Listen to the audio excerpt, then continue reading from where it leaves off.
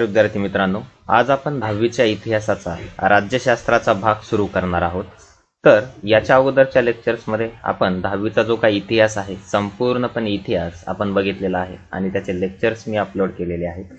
तर आजपासून आपण राज्यशास्त्र हा भाग थोडासा अभ्यासणार आहोत। आता तुम्ही 8वी 9वी मध्ये किंवा याच्या अगोदरच्या वर्गांमध्ये तुम्ही जी काही स्थानिक शासन संस्था होत्या, त्या स्थानिक शासन संस्थेचा काय केला, थोडासा अभ्यास केलेला आहे। पण नॉर्मली आता भारत जो किंवा आपला देश ज्याच्यावरती चालतो, म्हणजेच काय संविधानाच्या तत्वावरती चालतो। तर आता त्या संविधानाची वाटचाल आपल्याला या भागामध्ये आपल्याला बघायची आहे। तर आज आपण संविधानाची वाटचाल हा चॅप्टर बघणार आहोत। त्यानंतर आपण निवडणूक प्रक्रिया कशा प्रकारे होतात, परत नंतर राजकीय पक्ष, आता निवडणूक लढवण्यासाठी राजकीय पक्ष असतात, तर ते राजकीय पक्ष काय आहेत, परत नंतर सामाजिक व राजकीय चळवळी बघणार आहोत आणि भारतीय लोकशाही समोरील आव्हाने कोणती कोणती होती, ओके, हे पण आपण त्याच्या समोर बघणार आहोत। ओके, तर चला तर मग सुरुवात करूयात आजच्या लेक्चरला, म्हणजेच काय संविधानाची वाटचाल। संविधानाची वाटचाल। आता नॉर्मली या ठिकाणी जर आपण विचार जर केला तर राज्यशास्त्राच्या आतापर्यंतच्या पाठ्यपुस्तकांमधून आपण स्थानिक शासन संस्था म्हणजेच काय कशाचा अभ्यास केलाय आतापर्यंतच्या पाठ्यपुस्तका, म्हणजेच काय की 8वी असेल, 9वी असेल, 7वी असेल, 6वी असेल, तर याच्यामध्ये आपण स्थानिक शासन संस्था, परत नंतर भारतीय संविधानातील मूल्य आणि त्यातून व्यक्त होणारे तत्वज्ञान, याचबरोबर ओके संविधानाने निर्माण केलेली शासन यंत्रणा आणि आंतरराष्ट्रीय संबंधातील भारताचे स्थान याचा विस्तृत आढावा घेतलेला आहे। म्हणजेच काय की नॉर्मली या सर्व गोष्टी आतापर्यंत आपण बघितलेल्या आहेत। कोणत्या कोणत्या बघितल्या? स्थानिक शासन संस्था, त्याच्यामध्ये ग्रामपंचायत असेल, परत नंतर पंचायत समिती, जिल्हा परिषद, ह्या सगळ्या गोष्टी, परत नंतर भारतीय संविधानातील मूल्य कोणते कोणते आहेत आणि त्यातून व्यक्त होणारे तत्वज्ञान म्हणजे त्याचे विचार, आणि संविधानाने निर्माण केलेल्या शासन यंत्रणा कोणत्या कोणत्या आहेत, आणि आंतरराष्ट्रीय संबंधातील भारताचे स्थान काय आहे, म्हणजेच काय की नॉर्मली पूर्ण जगाचा विचार जर केला तर भारत कोणत्या स्थानावरती येते, ओके, ह्या सगळ्या गोष्टींचा विचार आपण याच्या अगोदर केलेला आहे किंवा नॉर्मली ते शिकलेला आहे। तर भारताच्या संविधानाने भारताचे धर्मनिरपेक्ष लोकशाही गणराज्य निर्माण करण्याचे उद्दिष्ट मांडलेले आहे। म्हणजेच काय की धर्मनिरपेक्ष लोकशाही गणराज्य निर्माण करण्याचे, म्हणजेच काय की नॉर्मली धर्मनिरपेक्ष म्हणजे भारतामध्ये कोणत्याही एका धर्माला ओके बढावा असणार नाही, किंवा नॉर्मली सर्व धर्म कसे असतील, समभावामध्ये असतील, ओके, या फॉर्ममध्ये निर्माण करण्याचे उद्दिष्ट म्हणजे काय मांडले आहे। परत नंतर नागरिकांना न्याय मिळावा, ओके, त्यांचे स्वातंत्र्य अबाधित राहावे। आता स्वातंत्र्य कोणतं? नॉर्मली त्यांचे जे काय मूलभूत हक्क आहेत ते अबाधित राहावेत। परत नंतर म्हणून संविधानात अत्यंत महत्त्वपूर्ण तरतुदी केल्या आहेत। सामाजिक न्याय आणि समतेवर आधारलेला एक प्रागतिक विकसित समाज निर्माण करण्यासाठीचे एक साधन म्हणून या ठिकाणी भारताच्या संविधानाकडे पाहिले जाते। म्हणजेच काय की याच्यामध्ये भारताच्या संविधानाकडे म्हणजेच काय की नॉर्मली त्या ठिकाणी एक साधन म्हणून म्हणजे काय विकसित समाज निर्माण करण्याचे, म्हणजे काय विकसित समाज म्हणजेच काय की एकदम समाजामध्ये सगळ्या गोष्टी म्हणजेच काय की एकदम व्यवस्थित असण्याचे, किंवा नॉर्मली सामाजिक दृष्ट्या, राजकीय दृष्ट्या किंवा सांस्कृतिक दृष्ट्या ओके समाज विकसित करण्यासाठी एक साधन म्हणून भारताच्या संविधानाकडे पाहिलं जाते। मग भारतात संविधानानुसार राज्यकारभार करण्यास 26 जानेवारी 1950 पासून सुरुवात झाली। म्हणजेच काय की त्यामुळे त्या ठिकाणी 26 जानेवारी हा जो दिन आहे आपण प्रजासत्ताक दिन म्हणून काय करतो तेव्हापासून साजरा करत असतो। तेव्हापासून ते आतापर्यंत संविधानाच्या आधारे जो राज्यकारभार झाला त्यातून भारतातील लोकशाहीचे व्यापक होत गेलेले स्वरूप म्हणजेच काय की भारताची राज्यघटना ही जगातील सर्वात सर्व लिखित राज्यघटनेपेक्षा कशी आहे, मोठी राज्यघटना आहे, म्हणून तिचं स्वरूप पण कसं आहे, व्यापक आहे, म्हणजे सर्वात मोठं आहे। आणि जसं म्हणजेच काय की 26 जानेवारी 1950 पासून त्यामध्ये बदल करण्यात आले, ओके, काही प्रमाणात बदल करण्यात आले, म्हणून त्या ठिकाणी म्हणजे ही राज्यघटना आणखीन व्यापक होत गेलेली आहे, आणखीन मोठी होत गेलेली आहे। परत नंतर भारतातल्या राजकीय प्रक्रियेत झालेले महत्त्वाचे बदल, त्यामध्ये सामाजिक न्याय व समता प्रस्थापित करण्याच्या दृष्टीने उचलली गेलेली पावले यांचा प्रस्तुत ओके प्रकरणात आपण थोडासा आढावा घेणार आहोत। म्हणजेच काय की त्यामध्ये जे काय सामाजिक न्याय असतील, परत नंतर राजकीय प्रक्रियेत होत गेलेले म्हणजे काय केलेले बदल, परत नंतर समता प्रस्थापित करण्याच्या दृष्टीने जे काही पावले उचलले गेलेले आहेत, ओके, याचा थोडासा आढावा या आपण धड्यामध्ये घेणार आहोत किंवा या चॅप्टरमध्ये आपण घेणार आहोत. ओके, हा आशय अर्थातच 3 मुद्द्यांपुरता मर्यादित आहे. मग आता ते 3 मुद्दे कोणते कोणते आहेत? पहिला आहे लोकशाही, परत नंतर दुसरा आहे सामाजिक न्याय व समता आणि तिसरा आहे न्याय व्यवस्था. मग त्याच्यातला आपण आता पहिला बघूयात. पहिला आहे लोकशाही. ओके, आता पहिल्यांदा लोकशाही कशाला म्हणतात कशाला नाही हे थोडंसं आपण याच्यावरून समजावून घेऊयात. मग राजकीय प्रगल्भता. मग लोकशाही शासन पद्धतीची केवळ संरचना असून चालत नाही. म्हणजेच काय की नॉर्मली फक्त त्याचा एक ढाचा तयार केलेला आहे, रचना तयार केलेली असं चालत नाही, तर त्या संरचने आधारे प्रत्यक्ष व्यवहार केल्यासच लोकशाही समाजाच्या राजकीय जीवनाचा एक अविभाज्य भाग बनते. म्हणजेच काय की नॉर्मली फक्त लोकशाहीची संरचना असून जमत नाही किंवा त्याची फक्त एक ढाचा असून जमत नाही किंवा नॉर्मली त्याचा एक आराखडा असून जमत नाही, तर त्या आराखड्यानुसार म्हणजेच काय काम जर केलं तर त्या ठिकाणी लोकशाही समाजाच्या राजकीय जीवनाचा एक अविभाज्य भाग बनते. म्हणून त्यानुसार आपल्या देशात लोकांना थेट प्रतिनिधित्व देणाऱ्या संसद, राज्य विधानसभा, परत नंतर स्थानिक शासन संस्था आहेत. म्हणजेच काय की नॉर्मली जे काय आता प्रत्येक जो काही राज्यकारभार करणारा माणूस आहे तो जनतेमधून निवडून दिला पाहिजे, हो की नाही? कारण की आता जे काही राज्यघरामध्ये काय राज्यशाही असेल किंवा घराणेशाही असेल याच्यामध्ये काय होते की एकाच माणसाचं प्रभुत्व पूर्ण समाजावर राहते, पूर्ण देशावरती राहते. मग असं होऊ नये यासाठी सामान्य जनतेसाठी ही त्या ठिकाणी निवडणूक लढवण्याचं म्हणजे काय की ध्येय या ठिकाणी राज्यघटनेमध्ये दाखवलेलं आहे. ओके, परत नंतर जनतेच्या सहभागाचा आणि राजकीय स्पर्धेचा विचार करता भारतातील लोकशाही मोठ्या प्रमाणात यशस्वी झाल्याचे आपल्याला दिसत आहे. परत नंतर ठराविक मुदतीनंतर मुक्त आणि न्याय्य वातावरणात होणाऱ्या निवडणुका हे भारतीय लोकशाहीचे यश आहे. म्हणजेच काय की दर 5 वर्षांनी आपल्या देशामध्ये निवडणुका लढवल्या जातात आणि त्या निवडणुका मुक्त आणि न्याय्य वातावरणामध्ये असतात, त्याच्यावरती कोणाचंही दडपण किंवा दडपशाही नसते. परत नंतर लोकसंख्या व विस्तार या दोन्हींबाबत मोठ्या असलेल्या आपल्या देशात विविध पातळींवर निवडणुका घेणे ही बाब आव्हानात्मक आहे. वारंवार होणाऱ्या निवडणुकांमुळे भारतीय मतदाराच्या राजकीय जाणीवा प्रगल्भ होण्यास मदत झाली आहे आणि निवडणुकी दरम्यान समोर येणाऱ्या सार्वजनिक धोरण आणि प्रश्नांबाबत भारतीय मतदार भूमिका घेत आहेत. म्हणजे काय भारतीय जे काय मतदार भूमिका घेत आहेत किंवा जे सर्व जे काय भारतीय आहेत म्हणजेच काय की नॉर्मली ज्या उमेदवारावर त्यांचा विश्वास आहे असं त्यांना वाटतं की हा माणूस म्हणजेच काय की देश सुधारू शकतो, देशासाठी काहीतरी करू शकतो, असं ते त्यांना मत देऊ शकतात. आणि असं जर कोणाला जर वाटत असेल की समोरचा माणूस हा देश सुधारू शकत नाही किंवा नॉर्मली आणि समोरचा उमेदवार एकही लायक नाही, तर त्यावेळेस त्या ठिकाणी तो नोटा म्हणजे काही ऑप्शनला म्हणजे काय की मत देऊ शकतो. प्रश्नांच्या पर्यायांचा विचार करून मतदान करण्याच्या वृत्तीत वाढ झाली आहे. म्हणजेच काय की नॉर्मली आता देशासमोरचे कोणते प्रश्न आहेत, कोणते विकासाचे प्रश्न आहेत, सांस्कृतिक प्रश्न आहेत, या सगळ्यांकडे विचार करून बघून त्या ठिकाणी मत दिलं जाते. आता मग थोडेसे मताधिकार बघूयात, हो की नाही? कारण की ज्याच्यावरती ह्या सगळ्या गोष्टी म्हणजे काय चालतात, मग तो मताधिकार काय आहे? मग भारताच्या संविधानाने प्रौढ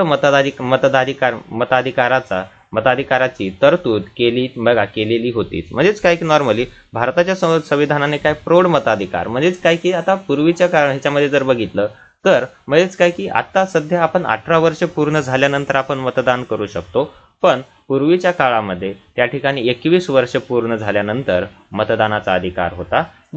त्यानुसार मताधिकाराची व्याप्ती मुळातच व्यापक होती. परत नंतर मताधिकाराचा संकोच करणाऱ्या स्वातंत्र्यपूर्व काळात प्रचलित असलेल्या सर्व तरतुदी नष्ट करून स्वातंत्र्य भारतात प्रत्येक भारतीय स्त्री पुरुषाला 21 वर्ष वयाची अट निश्चित करून मतदानाचा अधिकार संविधानाने दिला होता. म्हणजेच काय की नॉर्मली त्या ठिकाणी म्हणजे काय ज्यावेळेस भारत देश स्वातंत्र्य झाला, आता स्वातंत्र्याच्या अगोदर तर सर्व भारतीयांना मतदानाचा अधिकार नव्हता. मग भारत देश स्वातंत्र्य झाल्यानंतर त्या ठिकाणी म्हणजे काय ज्यांचं वय ज्या स्त्री पुरुषांचं वय 21 वर्ष आहे, ओके, त्यांच्या म्हणजे काय 21 वर्ष किंवा त्याच्याहून जास्त आहे तर त्यांना मतदानाचा अधिकार होता. आता तो आणखी व्यापक करत मतदानाचे वय 21 वरून किती करण्यात आलेले 18 वर्ष इथपर्यंत आणले. म्हणजेच काय की आता आपल्याला जर 18 वर्ष कंप्लीट असतील तर त्या ठिकाणी आपण मत देऊ शकतो. स्वतंत्र भारतातील नव्या युवा वर्गाला यामुळे अर्थातच राजकीय अवकाश प्राप्त झालेला आहे. म्हणजेच काय की नॉर्मली त्या ठिकाणी नवीन युवक या ठिकाणी मतदान करू शकतात. ओके, या फॉर्ममध्ये. परत नंतर नेक्स्ट बघा, अशा लोकशाहीची व्याप्ती वाढवणाऱ्या बघा बदलामुळे भारतीय लोकशाही जगातील सर्वात मोठी लोकशाही मानली जाते. म्हणजे काय की सर्वात मोठी लोकशाही ही मानली जाते, जगातील सर्वात मोठी मानली जाते. इतकी मतदार संख्या बघा, इतकी मतदार संख्या अन्य कोणत्याच लोकशाही असलेल्या देशात आढळत नाही. आणि हा बदल केवळ संख्यात्मक नसून तो गुणात्मकही आहे. आता संख्यात्मक आणि गुणात्मक म्हणजेच काय की नॉर्मली आता जो काही संख्या आहे मतदाराची, आता 21 वर्ष ज्यावेळेस असतील त्यावेळेस म्हणजे काय की भारतामध्ये मतदान करणाऱ्यांची संख्या कशी असेल, कमी असेल. पण नॉर्मली आता जर आपण 18 वर्षाचं बघितलं तर म्हणजेच काय की तुमची 12वी होईपर्यंत त्या ठिकाणी तुम्हाला 18 वर्ष कंप्लीट होतात आणि तुम्ही मतदान करण्याचा अधिकार तुम्हाला प्राप्त होतो. यामुळे त्या ठिकाणी संख्यात्मकच नाही तर गुणात्मक सुद्धा ओके त्यामध्ये म्हणजे काय की बदल केलेले आहेत. बघा, अनेक राजकीय पक्ष या युवा मतदारांच्या पाठिंब्यामुळे सत्तेच्या स्पर्धेत उतरले आणि भारतातील राजकीय स्पर्धेचे स्वरूपही त्यामुळे बदलले आहे. म्हणजेच काय की नॉर्मली जे काय म्हणजे काय राजकीय स्वरूप किंवा राजकीय स्पर्धेचं स्वरूपही त्यामध्ये काय केलंय बदललेलं आहे. ओके, चला नेक्स्ट बघा आता.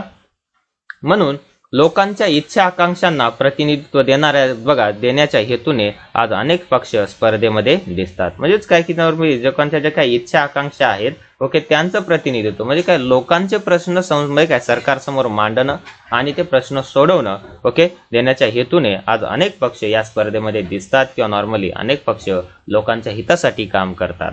ओके, परत नंतर नेक्स्ट आहे लोकशाही विकेंद्रीकरण. आता हे लोकशाही विकेंद्रीकरण किंवा सत्तेचं विकेंद्रीकरण काय आहे काय नाही हे थोडंसं आपण समजावून घेऊयात. बघा, सत्तेचे विकेंद्रीकरण हा लोकशाहीचा गाभा आहे. आता विकेंद्रीकरणामुळे सत्तेच्या गैरवापरास जसा आळा बसतो त्याचप्रमाणे सामान्य जनतेला सत्तेत सहभागी होण्याच्या संधीही मिळतात. म्हणजेच काय की नॉर्मली सामान्यातला सामान्य माणूस सुद्धा निवडणुकीला उभा टाकू शकतो आणि तो निवडून येऊ शकतो. लोकशाही विकेंद्रीकरणाच्या संदर्भात संविधानातील मार्गदर्शक तत्वांमध्ये तरतुदी आहेत. म्हणजेच काय की लोकशाहीचं जे काही विकेंद्रीकरण आहे ओके यांच्या संदर्भात ओके संविधानातील मार्गदर्शक जी काही तत्वे आहेत त्याच्यामध्ये त्याच्याविषयी तरतुदी करण्यात आलेल्या आहेत. ओके, परत नंतर स्थानिक पातळीवर शासन संस्था पुरेसे अधिकार देऊन त्यांच्याद्वारे खरीखुरी लोकशाही प्रत्यक्षात आणण्याचा प्रयत्न करावा अशा स्वरूपाचे ते मार्गदर्शक तत्वे आहेत. म्हणजेच काय की नॉर्मली स्थानिक पातळी आता कोणती असेल, कारण की ग्रामपंचायत असेल, परत नंतर नगरपालिका असेल, नगरपंचायत असेल किंवा जिल्हा परिषद असेल ओके यामध्ये मग त्याला अनुसरून स्वतंत्र भारतात लोकशाहीचे विकेंद्रीकरण लोकशाही विकेंद्रीकरणाचे खूप प्रयत्न झाले. यांतील सर्वात मोठा प्रयत्न अर्थातच 73 व 74 व्या संविधान दुरुस्तीचा होत. आता 73 आणि 74वी संविधान दुरुस्ती काय आहे काय नाही बघा, या दुरुस्त्यानंतर स्थानिक शासन संस्थांना संविधानाची मान्यता तर मिळालीच पण त्यापेक्षाही त्यांच्या अधिकारात खूप मोठी वाढ झाली. म्हणजेच काय की नॉर्मली आता त्यामध्ये म्हणजेच काय की एक संविधानाची मान्यता मिळाली म्हणजे काय संविधानानुसार हे काम करू शकत आहेत सध्या आणि परत नंतर त्यांच्या अधिकारामध्ये पण खूप मोठी काय झाली वाढ झाली आणि त्यांना म्हणजे काय स्थानिक लेवलचे सर्व अधिकार त्या ठिकाणी देण्यात आलेले आहेत. ओके, नेक्स्ट बघा आता हे थोडेसे बदल वगैरे त्यांनी दिलेले आहेत. ओके, ते तुम्ही नंतर वाचून घ्या. आपण खाली येऊयात माहितीचा अधिकार, त्याला आपण RTI ऍक्ट 2005 असं म्हणतो. मग बघा, लोकशाहीत नागरिकांचे सक्षमीकरण अनेक मार्गांनी झाले पाहिजे. म्हणजे काय लोकशाहीमध्ये जे काय नागरिकांचे सक्षमीकरण जे आहे म्हणजेच काय की नागरिकांमध्ये एकदम प्रगल्भता आली पाहिजे. ओके, म्हणून लोकशाहीत नागरिकांचे सक्षमीकरण अनेक मार्गांनी झाले पाहिजे. नागरिकांना सहभागाच्या संधी देत असतानाच त्यांच्याशी असणारा शासनाचा संवाद वाढला पाहिजे आणि शासन व नागरिक यांच्यात जितके अंतर कमी आणि संवाद जास्त त्या प्रमाणात त्या ठिकाणी लोकशाही प्रक्रिया सकस सुदृढ होत असते. म्हणजेच काय की नॉर्मली जे काय शासन असेल किंवा नागरिक असतील, कारण की शासन हे कोणासाठी आहे, नागरिकांसाठी आहे. त्यामुळे नागरिकांमध्ये आणि शासनामध्ये जर वेळोवेळी संवाद जर त्या ठिकाणी होत असेल तर त्या ठिकाणी जी काही लोकशाही आहे अधिक सकस होत राहील किंवा नॉर्मली सुदृढ होत जाते. परत नंतर त्यांच्यातील परस्पर विश्वास वाढवण्यासाठीही शासन कार्य करते. हे बघा हे नागरिकांना समजले पाहिजे. परत नंतर पारदर्शकता आणि उत्तरदायित्व ही बघा सुशासनाची दोन वैशिष्ट्य प्रत्यक्षात आणण्यासाठी भारतीय नागरिकांना माहितीचा अधिकार देण्यात आलेला आहे. म्हणजेच काय की नॉर्मली जर तुम्ही एखाद्या शॉपमध्ये गेलात किंवा एखाद्या सरकारी कचेरीमध्ये गेलात तर त्या ठिकाणी संपूर्ण प्रक्रिया जाणून घेण्याचा अधिकार तुम्हाला त्या ठिकाणी आहे. परत नंतर माहितीच्या अधिकारामुळे शासनाच्या कारभारातील गोपनीयता कमी झाली. म्हणजेच काय की नॉर्मली आता पूर्वीच्या काळामध्ये त्या ठिकाणी शासन काय काम करतंय किंवा कसं काम करतंय हे विचारण्याचा अधिकार आपल्याला नव्हता, पण RTI ऍक्ट 2005 नुसार हा अधिकार आपल्याला देण्यात आलेला आहे व शासनाचे व्यवहार अधिक खुले व पारदर्शी होण्यास मदत झाली. बघा इसवी सन 2000 नंतर नंतरच्या काळात नागरिकांसाठी सुधारणा करताना तो त्यांचा हक्क मानून सुधारणा करण्याकडे कल वाढला आणि त्यानुसार माहितीचा परत नंतर शिक्षणाचा आणि अन्न सुरक्षेचा हक्क भारतीयांना मिळालेला आहे. म्हणजे काय की नॉर्मली त्या ठिकाणी माहितीचा हक्क असेल किंवा शिक्षणाचा हक्क असेल आणि अन्न सुरक्षेचा हक्क भारतीयांना मिळाला आहे. या हक्कांमुळे भारतातील लोकशाही निश्चितपणे बळकट झाली आहे.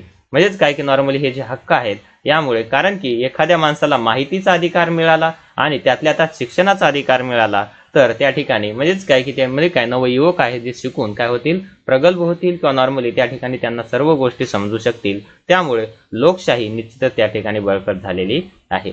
परत नंतर बघा माहिती आहे का तुम्हाला, त्यामध्ये थोडंसं बघूयात.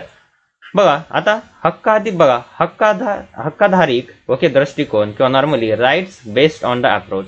मग बघा आता या ठिकाणी स्वातंत्र्यानंतरच्या काही दशकांमध्ये भारताचे लोकशाहीकरण व्हावे म्हणून अनेक सुधारणा झाल्या, परंतु त्यात नागरिकांकडे लाभार्थी म्हणून पाहण्याची दृष्टी होती. म्हणजेच काय की नॉर्मली फक्त मतदारांपुरतं किंवा मतदानापुरतं नागरिकांकडे पाहिलं जात होतं. मग गेल्या काही दशकांतील सुधारणा मात्र नागरिकांचा तो हक्कच आहे या भूमिकेतून येत आहेत. परत नंतर अशा प्रकारच्या दृष्टिकोनातून शासन व नागरिक यांच्या संबंधात कोणते बदल होतील असे तुम्हाला वाटते? या फॉर्म मध्ये. मग नेक्स्ट बघा आता चर्चा करा वगैरे ते नंतर तुम्ही बघून घ्या. आपण थोडंसं न्याय सामाजिक न्याय व समता याच्यावरती थोडंसं बघूया. बघा आता सामाजिक न्याय व समता हे आपल्या संविधानाचे उद्दिष्टे आहेत. म्हणजेच काय की संविधानाची काही उद्दिष्ट आहेत आणि संविधान हे उद्दिष्टे पूर्ण करण्याच्या पूर्णपणे प्रयत्न करत असतो. बघा या दोन मूल्यांवर आधारलेला एक नव समाज निर्माण करणे हे आपले ध्येय आहे. मग बघा आता या ठिकाणी जर थोडा विचार केला तर संविधानाने त्या दिशेने जाण्याचा मार्गही स्पष्ट केला आहे. संविधानाने त्या दिशेने जाण्याचा मार्गही स्पष्ट केला आहे व त्या दिशेने वाटचालही त्या ठिकाणी सुरू आहे.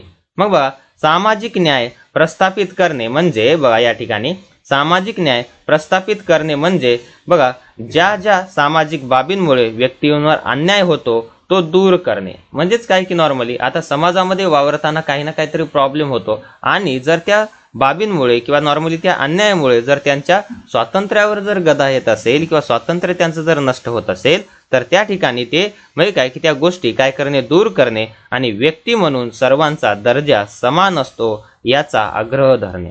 म्हणजेच काय की नॉर्मली परत एकदा सामाजिक न्याय प्रस्थापित करणे म्हणजे किंवा सामाजिक न्याय आपण कशाला म्हणतो, ज्या सामाजिक बाबींमुळे व्यक्तीवर अन्याय होत असतो, ज्या गोष्टींमुळे व्यक्तीवर अन्याय होत असतो त्या गोष्टी दूर करायच्या आणि व्यक्ती म्हणून सर्वांचा दर्जा कसा असेल, समान असतो याचा आग्रह धरणे.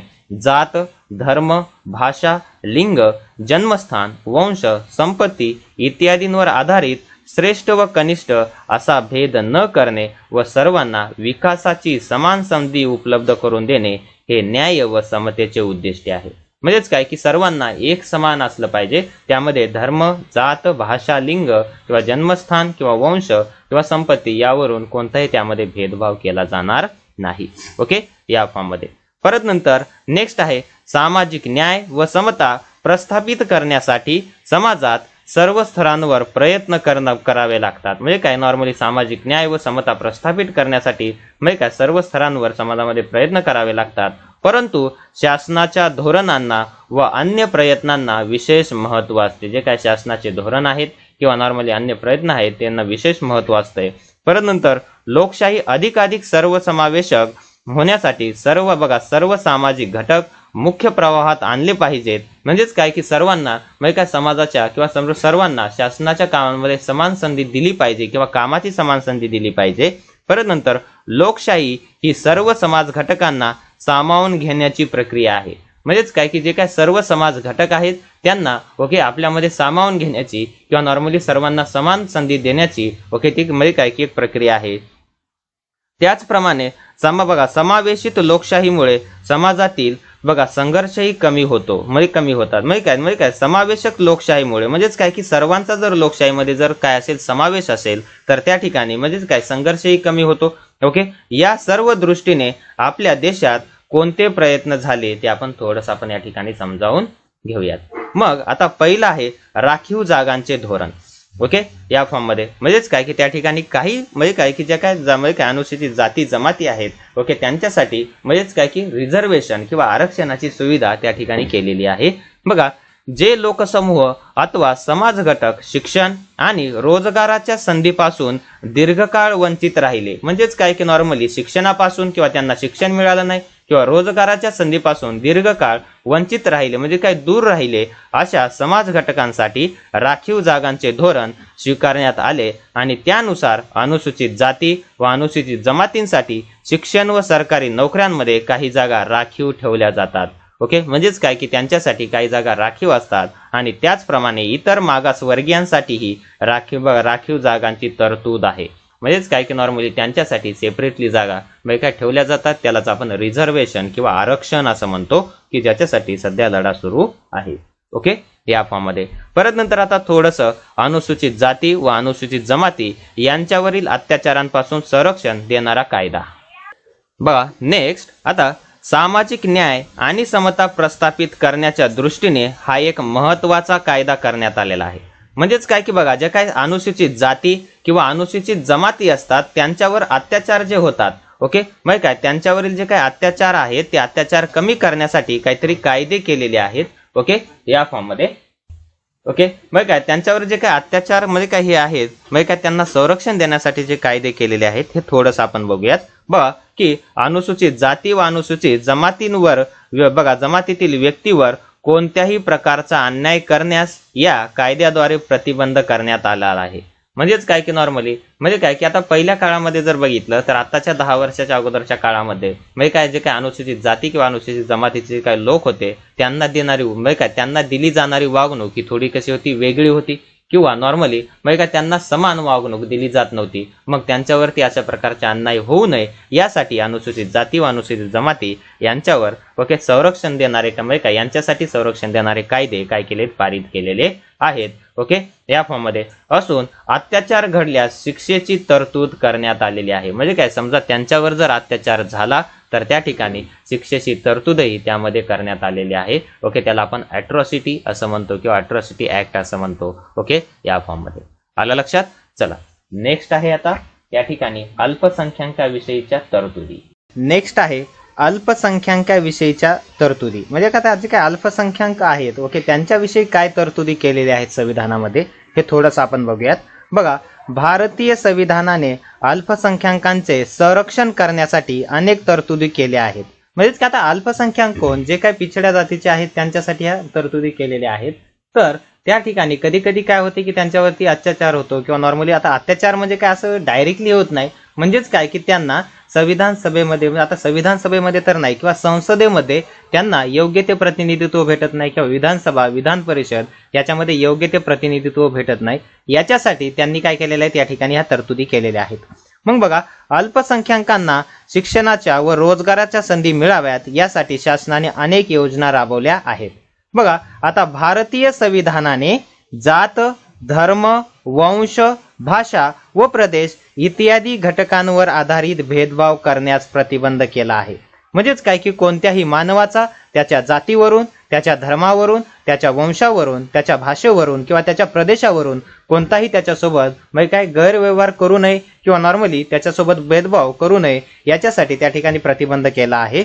बघा, अल्पसंख्याकाविषयीची ही व्यापक तरतूद असून बघा समतेचा हक्क, परत नंतर नेक्स्ट आहे स्वातंत्र्याचा हक्क आणि शोषणाविरुद्धचा हक्क आणि बघा सांस्कृतिक व शैक्षणिक हक्कांमुळे अल्पसंख्याकांना मूलभूत स्वरूपाचे संरक्षण मिळालेले आहे. म्हणजेच काय की नॉर्मली या हक्कांमुळे आता कोणते कोणते हक्क आहेत या ठिकाणी बघा, समतेचा हक्क, परत नंतर स्वातंत्र्याचा हक्क, परत नंतर शोषणाविरुद्धचा हक्क आणि सांस्कृतिक व शैक्षणिक हक्कांमुळे अल्पसंख्याकांना मूलभूत स्वरूपाचे काय संरक्षण मिळाले आहे. म्हणजेच काय की त्यांचं योग्य ते प्रतिनिधित्व संसदेमध्ये असेल किंवा स्थानिक शासन संस्थेमध्ये असेल किंवा विधानसभा विधान परिषदेमध्ये असेल. ओके, या फॉर्म मध्ये.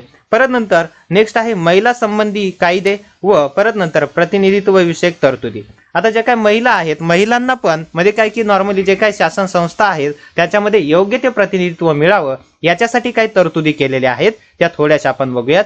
बघा, स्वातंत्र्योत्तर काळापासून महिला सक्षमीकरणाच्या प्रयत्नांना सुरुवात झाली. म्हणजे काय, ज्यावेळेस भारताला स्वातंत्र्य मिळालं त्याच वेळेस त्या ठिकाणी महिला सक्षमीकरणाचा प्रयत्न सुरू झाला. बघा, महिलांमधील निरक्षरता दूर करणे म्हणजे काय, जास्तीत जास्त महिलांना शिकवणे, परत नंतर त्यांना विकासाच्या पुरेशा संधी देणे म्हणजेच काय की नॉर्मली त्यांचा म्हणजे काय कामामध्ये प्रत्यक्षामध्ये अंतर्भाव करणे, परत नंतर यासाठी राष्ट्रीय व आंतरराष्ट्रीय पातळीवर ओके महिलांच्या समस्यांची दखल घेऊन काही धोरणे निश्चित करण्यात आली आहेत. ओके, मग बघा आता यामध्ये बघा वडिलांच्या व पतीच्या संपत्तीत, बघा वडिलांच्या व पतीच्या संपत्तीत महिलांना समान वाटा. ओके, म्हणजेच काय की नॉर्मली जर म्हणजे काय घरामध्ये जर वाटण्या होत असतील आणि भाऊ बहीण असतील तर म्हणजे काय बहिणीच्या सहीशिवाय त्या ठिकाणी म्हणजेच काय की भावाच्या नावावर जमीन होणार नाही. म्हणजेच काय की नॉर्मली त्यांच्या सहीशिवाय म्हणजे काय वडिलांच्या व पतीच्या संपत्तीत महिलांना समान वाटा. परत नंतर हुंडा प्रतिबंधक कायदा. आता नॉर्मली त्या काळामध्ये तो हुंडा प्रतिबंधक कायदा आलेला आहे, तो कायदा आता पण चालतोय. ओके, पण नॉर्मली हुंडा देणं किंवा घेणं बंद पडलंय का आतापर्यंत? नाही, फक्त हा कायदाच आहे, पण नॉर्मली हुंडा घेणं किंवा देणं ह्या गोष्टी चालूच आहेत. परत नंतर लैंगिक अत्याचारापासून संरक्षण देणारा कायदा, परत नंतर घरगुती हिंसाचार प्रतिबंध कायदा, अशा काही महत्त्वपूर्ण तरतुदींनी महिलांना त्यांचे स्वातंत्र्य जपण्यास आणि स्वतःचा विकास साधण्यास अनुकूल वातावरण निर्माण केलं आहे. म्हणजेच काय की जेणेकरून महिलांचं सक्षमीकरण होईल आणि महिलांचं प्रतिनिधित्व असेल किंवा महिला जास्तीत जास्त सरकारी नोकरीमध्ये असतील किंवा उच्च हुद्द्यावरती त्या ठिकाणी आपल्याला पाहायला भेटतील. परत नंतर आपल्या देशात राजकारण आणि राजकीय संस्था यांच्यातील स्त्रियांचे प्रतिनिधित्व हे सुरुवातीपासूनच कमी आहे. म्हणजेच काय की बघा जगभरातल्या अनेक देशांनी महिलांचे प्रतिनिधित्व वाढवण्याचा प्रयत्न केला. म्हणजेच काय की जगभरातील जे काही दुसरे देश आहेत त्यांनी म्हणजे काय अनेक महिलांचं प्रतिनिधित्व कशा प्रकारे वाढवण्यात येईल किंवा त्यांचं सक्षमीकरण कसं करण्यात येईल याच्यावरती भर दिलेला आहे. भारतातही या दृष्टीने बदल होत आहेत. बघा 73व्या व 74व्या घटना दुरुस्तीने स्थानिक शासन संस्थांमध्ये 33% जागा महिलांसाठी राखीव ठेवल्या. किती? 33% जागा या महिलांसाठी राखीव ठेवल्या. त्यानंतर हे प्रमाण महाराष्ट्रासह अनेक राज्यांमध्ये 50% वाढवण्यात आले आहे. म्हणजेच काय की नॉर्मली ज्या काही जागा आहेत स्थानिक शासन संस्थेमध्ये असतील त्याच्यामध्ये तर 50% जागा महिलांसाठी सध्या कशा आहेत? राखीव आहेत. म्हणजे काय की 50% पुरुष जर निवडणुकीसाठी उभा असतील तर 50% महिलाही काय की निवडणुकीसाठी उभा असणं अनिवार्य आहे. परत नंतर बघा महिलांसाठी राष्ट्रीय महिला आयोग स्थापन करण्यात आला. म्हणजे काय महिलांच्या प्रश्नांसाठी किंवा एखाद्या महिलेवरती जर अत्याचार होत असेल तर तो आयोग त्या ठिकाणी त्याच्यासाठी काम करेल. राज्यामध्येही राज्य महिला आयोग आहे. म्हणजेच काय की राज्यामध्ये या ठिकाणी आपल्याला राज्य महिला आयोग पाहायला भेटतो. परत नंतर नेक्स्ट बघा आता घरगुती हिंसाचारापासून महिलांना संरक्षण देणारा कायदा हे लोकशाहीकरणाला पोषक असलेले महत्वाचे पाऊल आहे. म्हणजेच का आता घरगुती हिंसाचार कसं की नॉर्मली घरामध्ये मग काय स्त्रियांना मारणं हे करणं, परत नंतर हुंड्यासाठी मारणं किंवा पैशासाठी मारणं किंवा अन्य कारणासाठी मारणं, तर त्यांच्यावरती जो काय अत्याचार होतो तो अत्याचार थांबवण्यासाठी त्या ठिकाणी म्हणजेच काय की महिला संरक्षण कायदा तयार केलेला आहे. परत नंतर बघा आता स्त्रीची प्रतिष्ठा व आत्मसन्मान राखण्याची आवश्यकता या कायद्याने अधोरेखित केली आणि पारंपरिक वर्चस्व आणि अधिकारशाहीला नाकारणाऱ्या या निर्णयाने भारतीय लोकशाहीचा आवाका वाढवला आणि त्यातील समावेशन म्हणजेच काय इन्क्लुजन अधिक अर्थपूर्ण केले. म्हणजेच काय की आता महिलांना सक्षमीकरण करायचंय म्हणजेच त्या ठिकाणी पूर्ण देश सुद्धा सक्षम होणार आहे, कारण की त्यामध्ये संपूर्ण जनता काय होते अंतर्भूत होते. ओके, या फॉर्म मध्ये. परत नंतर नेक्स्ट बघा, आता येथे लोकसभेतील महिलांचे प्रतिनिधित्व आता कधी कोणत्या काळी किती होतं कोणत्या काळी किती नाही हे थोडंसं आपण आता या ठिकाणी बघूयात. बघा आता 1952 मध्ये बघा महिला खासदारांची संख्या किती होती 22 म्हणजे काय 4.50%. परत नंतर या ठिकाणी 1957 ला 22 झाल्या. तर आजतामिसला जर बघितलं म्हणजे काय आजच्या काळामध्ये 2014 मध्ये ज्यावेळेस निवडणुका झाल्या त्यावेळेस त्या ठिकाणी महिला खासदाराची संख्या या ठिकाणी आपल्याला किती पाहायला भेटते 66 म्हणजे काय 12.15% एवढी त्या ठिकाणी महिलांची आपल्याला काय अंतर्भूत कशामध्ये त्या ठिकाणी खासदारामध्ये दिसते. ओके, या फॉर्म मध्ये. परत नंतर बघा आता नेक्स्ट आता हे थोडेसे प्रश्न वगैरे ह्याच्याच वरती दिलेले आहेत तक्त्यावरती दिलेले हे तुम्ही नंतर बघून घ्या. ओके, नेक्स्ट बघा आता न्यायालयाची भूमिका. आता याच्यामध्ये न्यायालयाची भूमिका काय आहे काय नाही बघूयात. बघा की लोकशाही बळकटी करण्यासाठी किंवा बळकट करण्यासाठी न्यायालयाची भूमिका काय आहे काय नाही थोडंसं आपण यामध्ये बघूयात. बघा लोकशाही बळकट करण्याच्या प्रक्रियेत आणि सामाजिक न्याय व समता या उद्दिष्टांच्या दिशेने देशाची प्रगती करण्यात भारतातील न्यायालयांची भूमिका ही खूप महत्वाची आहे. बघा यामध्ये की बघा न्यायालयाने संविधानातील तरतुदींचा अर्थ लावताना संविधानातील मूळ उद्दिष्टे आणि संविधानकाराचे हेतू यांना प्राधान्य दिले. म्हणजेच काय की नॉर्मली जे काय मूळ उद्दिष्टे आहे आणि संविधानकार जे काय संविधान ज्यांनी तयार केलेले त्यांचा हेतू काय आहे यांना न्यायालयाने प्राधान्य दिले. न्यायालयाचे या संदर्भातील योगदान आपण बघा खालील मुद्द्यांच्या आधारे थोडंसं समजावून घेऊयात. आता पहिलं बघूयात संविधानाची मूलभूत चौकट. आता हे काय आहे काय नाही थोडंसं आपण समजावून घेऊयात. मग बघा आता संविधानाची मूलभूत चौकट. बघा संविधान प्रवाही आहे. आता बघा एखाद्या जिवंत दस्तऐवजाप्रमाणे लिव्हिंग डॉक्युमेंट यांचे स्वरूप आहे. म्हणजेच काय की परिस्थितीनुसार संविधानात बदल करावे लागतात आणि तो अधिकार अर्थातच संसदेला आहे.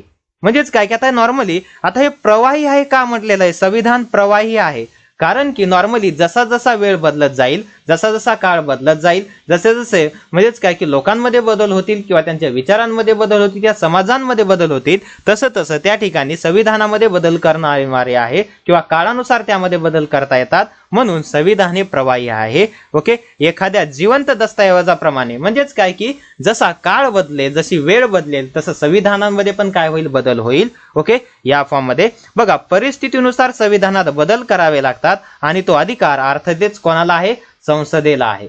बघा संसदेचा हा अधिकार मान्य करत न्यायालयाने संविधानाला या तिच्या अधिकारावरील मर्यादेची जाणीव करून दिली. म्हणजेच काय की नॉर्मली आता जे काही बदल संसदेने केलेले आहेत ते बदल घटनेला धरून आहेत का घटना बाहेर आहेत हे ठरवण्याचा अधिकार कोणाला आहे न्यायालयाला आहे. म्हणजे काय मग संपूर्ण संविधान बदलण्याचा अधिकार मग संसदेला आहे का या ठिकाणी नाही. प्रत्यक्षरित्या संसदेला आहे पण त्याच्यावरती नियंत्रण ठेवण्याचं काम कोण करतंय न्यायालय करतंय. मग बघा संविधानात बदल करताना संविधानाच्या मूलभूत चौकटीला म्हणजेच या ठिकाणी बेसिक स्ट्रक्चर ऑफ कॉन्स्टिट्यूशन संसदेला धक्का लावता येणार नाही अशी न्यायालयाने भूमिका घेतलेली आहे. ओके, या फॉर्म मध्ये मग हे आता हेही जाणून घ्या की संविधानाच्या मूलभूत चौकटीत साधारणतः पुढील तरतुदींचा समावेश आहे. मग आता कोणत्या कोणत्या मूलभूत काय की नॉर्मल त्या ठिकाणी चौकटीत काय की कशाची तरतूद आहे तर शासनाचे प्रजासत्ताक आणि लोकशाही स्वरूप. म्हणजेच काय की शासनाचे कधीही प्रजासत्ताक आणि लोकशाही जे स्वरूप आहे हे संसदेला बदलता येत नाही. म्हणजे ह्या मूलभूत चौकटीला संसदेला हात लावता येत नाही. परत नंतर संविधानाचे संघराज्यात्मक स्वरूप म्हणजे काय संविधानाचे जे काही संघराज्यात्मक स्वरूप आहे हे संसदेला कधी बदलता येत नाही. देशाचे ऐक्य आणि एकात्मतेचे संवर्धन करणे व परत नंतर देशाचे सार्वभौमत्व म्हणजे काय देशाचे सार्वभौमत्व संसदेला नष्ट करता येत नाही. परत नंतर धर्मनिरपेक्षता आणि संविधानाची सर्वश्रेष्ठता याच्यामधूनही म्हणजे काय की संसद याच्यामध्ये बदल करू शकत नाही. ओके, या फॉर्म मध्ये. परत नंतर नेक्स्ट आहे आता दुसरा मुद्दा आपण बघूयात. पहिला मुद्दा काय बघितला या ठिकाणी म्हणजे काय संविधानाची मूलभूत चौकट बघितली, ज्याच्यामध्ये म्हणजे काय संसदेला त्याच्यामध्ये काहीही बदल करता येत नाहीत, पण जे काही बदल फ्लेक्झिबल आहेत ओके ते बदल संसद करू शकते, पण ते केलेले बदल संविधानाला धरून आहेत की नाही, त्याच्या उद्दिष्टांना धरून आहेत की नाही हे चेक करण्याचं काम, हे तपासण्याचं काम या ठिकाणी कोण करतंय, म्हणजे काय की न्यायालय करत असते. म्हणून इनडायरेक्टली म्हणजेच काय की बदल करण्याचे अधिकार संसदेला दिले आहेत, पण त्याच्यावरती नियंत्रण ठेवायला कोण आहे, न्यायालय आहे किंवा कोर्ट आहे. ओके या फॉर्म मध्ये. मग परत नंतर बघा आता मूलभूत न्यायालयीन निर्णय. ओके आता थोडंसं वरच आपण बघूयात. म्हणजे काय सध्या म्हणजे काय की मराठा आरक्षणाचा मुद्दा चालू आहे, किंवा याच्या अगोदर पण मराठा आरक्षण भेटलं होतं. आता याच्या अगोदर ती मराठा आरक्षण कोण दिलं, म्हणजे काय की विधानसभेमध्ये दिलं. आता विधानसभा जशी संसद तशी म्हणजे काय राज्यामध्ये काय असते, विधानसभा विधान परिषद असते. तर त्याच्यामध्ये त्या ठिकाणी काय केलं की म्हणजे काय की आमदारांनी किंवा नॉर्मली त्या लोकसभा संसदेने किंवा विधानसभेने म्हणजे काय पूर्ण मराठा समाजाला काय दिलं, आरक्षण दिलं. पण त्या आरक्षणाविरोधात काही माणसं कोणामध्ये गेले, कोर्टामध्ये गेले, न्यायालयामध्ये गेले, आणि न्यायालयानं ते आरक्षण म्हणजे काय की घटनाबाह्य आहे किंवा 50% वर गेलेलं आहे हे धरून काय केलं, त्या ठिकाणी खारिज करण्यात आलं. म्हणजेच काय की नॉर्मली जे काही संसद कायदे करेल त्याच्यावरती निर्णय म्हणजे काय त्याच्यावरती म्हणजे काय की नॉर्मली म्हणजे काय की त्याच्यावरती कंट्रोल ठेवण्याचं काम किंवा देखरेख ठेवण्याचं काम कोण करते, न्यायालय करते. ओके या फॉर्म मध्ये. म्हणून सर्वच अधिकार न्याय म्हणजे काय की संसदेकडे आहेत का, नाही, त्याच्यावरती नियंत्रण ठेवण्याचं काम पण कोण करतंय, कोर्ट करतंय किंवा न्यायालय करतंय. ओके या फॉर्म मध्ये. परत नंतर नेक्स्ट आहे महत्वपूर्ण न्यायालयीन निर्णय. मग आता महत्वपूर्ण न्यायालयीन निर्णय कोणते कोणते आहेत बघा या ठिकाणी, की बघा संविधानातील मूलभूत हक्कांद्वारे नागरिकांना मिळालेले संरक्षण अधिक अर्थपूर्ण करण्याच्या दृष्टीने न्यायालयाने अनेक निर्णय दिले आहेत.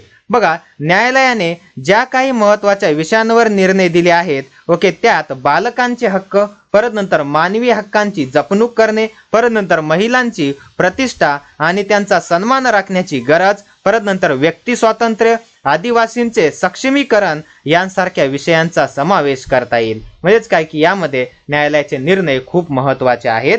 बघा परत नंतर न्यायालयाच्या विषयांवरील निर्णयातून भारतातील राजकीय प्रक्रिया परिपक्व होण्यास मदत झाली आहे. कारण की नॉर्मली याच्यामुळे म्हणजेच बघा आता यामध्ये बालकांचे हक्क म्हणजेच काय की संपूर्ण बालकांचे हक्क म्हणजे काय शिक्षण, आता बालकांना शिक्षणाचा हक्क आहे म्हणजेच काय त्यांचं शिक्षण आलं.